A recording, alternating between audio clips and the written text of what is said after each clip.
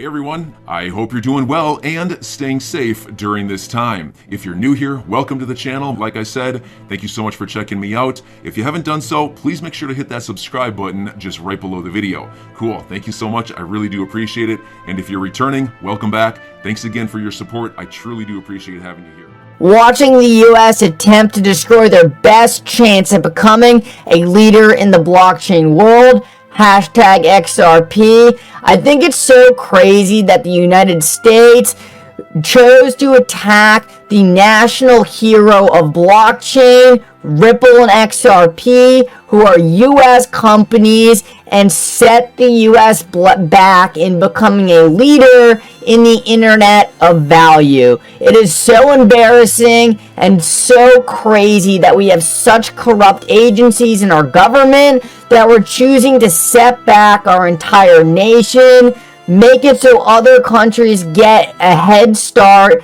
in becoming a leader in the blockchain industry. And it's just so bad to see that we are falling behind because the US decided they were going to choose to sue the leader of blockchain innovation in the United States. This goes to this next tweet, and Pomp tweeted out, breaking: the Russian government and central bank have just reached agreement on cryptocurrencies. According to them, both organizations will treat Bitcoin and crypto assets as currencies. It is so embarrassing that we are getting leapfrogged by Russia right now, and I tweeted out, it's now a matter of national security to declare XRP not a security. The good thing that comes out of being leapfrogged by countries like Russia, countries like China, is the US is now going to be forced to take things very seriously. They are no longer going to be able to just mess around, start suing US native companies, setting ourselves back because we are falling behind, and it is now becoming blatantly obvious. The US needs to catch up, and they need Ripple, and they need XRP to catch up. It is becoming a matter of national security for the US to keep setting back their own blockchain innovation. It does not make any sense, and I believe the SEC is getting an insane amount of pushback by different government agencies who are looking at them right now and saying, what are you doing? You are making this country fall behind. Let's keep moving though, and this is really where we start getting into the Ripple SEC case and what I believe is very, very significant to this case ending very soon. I don't see this going on much longer. The more information us retail investors have seen regarding this case, it becomes more and more obvious that Ripple didn't do anything wrong. We have now been in this case for over a year now, and the SEC is yet to string together a single valid argument on why XRP should be a security of Ripple. We have seen them constantly lie, we have seen them constantly make up facts, and they have yet to even describe a scenario in which it would make any logical sense to a third party on why XRP would be a security of Ripple. Their own agencies' policies for what describes a security completely contradicts this entire case, but the bad news does not stop there for the SEC.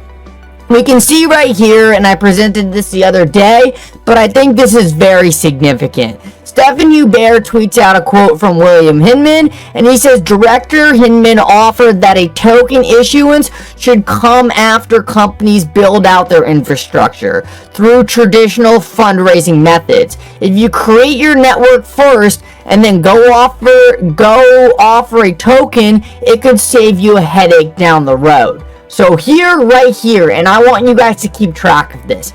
Instance number 1 of the SEC describing to the market a clear in a clear and obvious way what you should do to run a successful cryptocurrency without being out of compliance.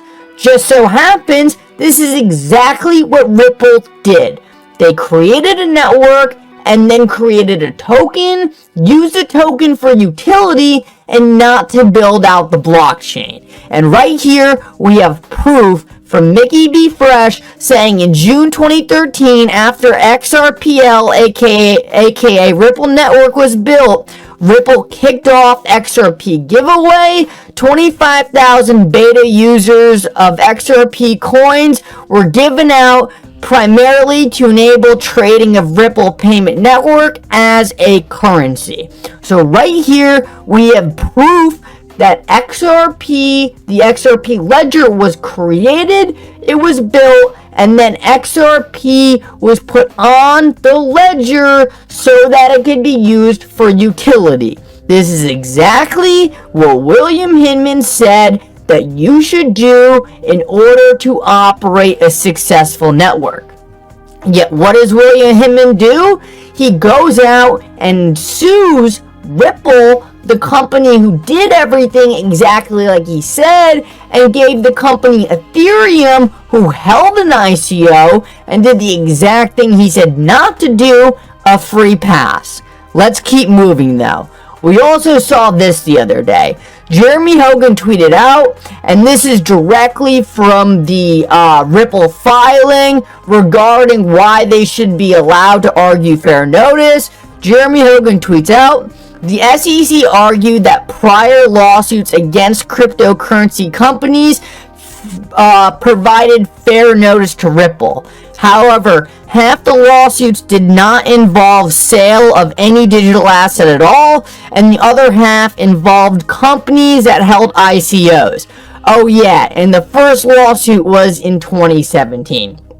So, I mean, this just goes to how absurd pretty much every argument the SEC has made. The only evidence they have that said they provided Ripple the guidance to not do what they were doing was the fact that they said they sued some companies 5 years after Ripple had already started selling XRP, and then all of the companies they sued had nothing to do with what Ripple was doing. So the SEC said, alright, so you should have known that in 5 years from the time you started selling XRP, we were going to sue a bunch of companies for things completely unrelated to what you did, and you should have known that meant you were not allowed to sell XRP. It doesn't make any sense. There's two clear things going on. Either this lawsuit was all a stage to usher in regulations through the court because Congress wasn't doing this, or this is one of the most blatant, one of the most disgusting, one of the most obvious examples of government corruption we have ever seen. This is horrible. This lawsuit was drafted horribly. Nothing makes sense. The SEC investigated Ripple for 2 years and came up with nothing. Nothing. Nothing they have brought to the table makes any sense. How can anyone with a brain read that the SEC is telling Ripple that they should have used lawsuits from 2017 to apply to their sales from 2013? It's a 5-year gap of sales. How does this make any sense? And so I say 5-year, 4-year, but it overlaps like 4.5, so whatever. Let's keep moving, and what I'm about to show you is what I believe going to be the final nail in the coffin for the SEC.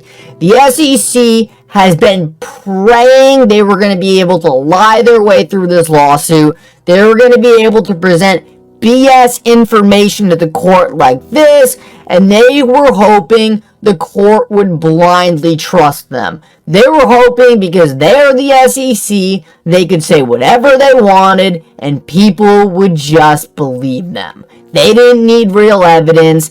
They didn't need any real things that happened in the past. All they needed to do was say, we want it to happen like this, and you listen to us because we're the SEC. Well, right here, one of the biggest things still on the table right now is whether or not Ripple's legal team has told them in the past that XRP might be a security. Judge Torres and Judge Netburn have already told us that it does not matter what Ripple thinks because it has to do with the rules the SEC put out. We already know that nothing the SEC put out made it clear at all that XRP was a security, but the SEC is insisting on digging down to another level and saying, well, if Ripple's lawyers told them that XRP is a security, then Ripple should have been more cautious. Well, I'm about to show you that even that might be falling apart for the SEC.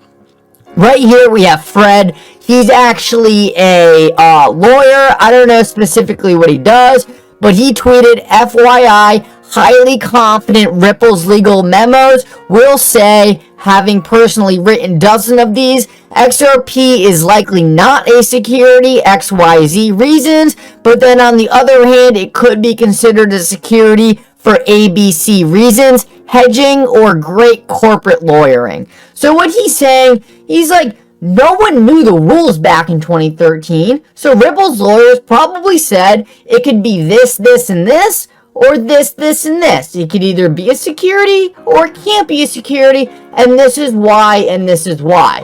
And this would make a lot of sense and wouldn't be very damning for Ripple, because at the end of the day, how could they know what the SEC was going to rule these digital currencies 7 to 8 years after the fact? There was no way of knowing. So this was a very logical thing.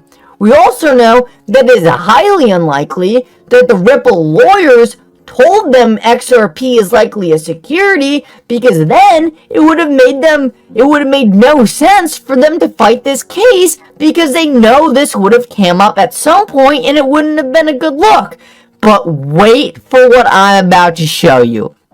I was tagged the other day by To My XRP from this article right here, and this is from Stuart Alderati, the General Counsel of Ripple's legal team. He says in an email statement, Ripple General Counsel Stuart Alderati said that when the documents are released, they will show that in 2012, Ripple received a legal analysis that XRP was not an investment contract or security. Right here, we have that since 2012, Ripple's own lawyers were saying XRP is not a security. The decades of security laws put out by the SEC was saying that XRP is not a security. The SEC refused to make any statements about XRP being a security or not. There is no way XRP will ever be declared a security. When this information gets released, it is going to make this case look like an embarrassment to the SEC. I'm your guy. I will keep you posted. I'm your advocate. I'll be back on a daily basis, usually multiple times per day, with these videos to keep you updated with everything going on. So I hope you enjoyed the video. If you haven't done so, make sure to hit that subscribe button. Feel free to share any of my videos with your friends, family, social media, or anybody who may care to listen. Thanks so much for your continued support. I'm always here for you. I want to help you through this time. So thank you so much for continuing to choose me. Enjoy your day, stay safe, and I'll catch you again probably in a couple hours. Thanks, everybody. See you later.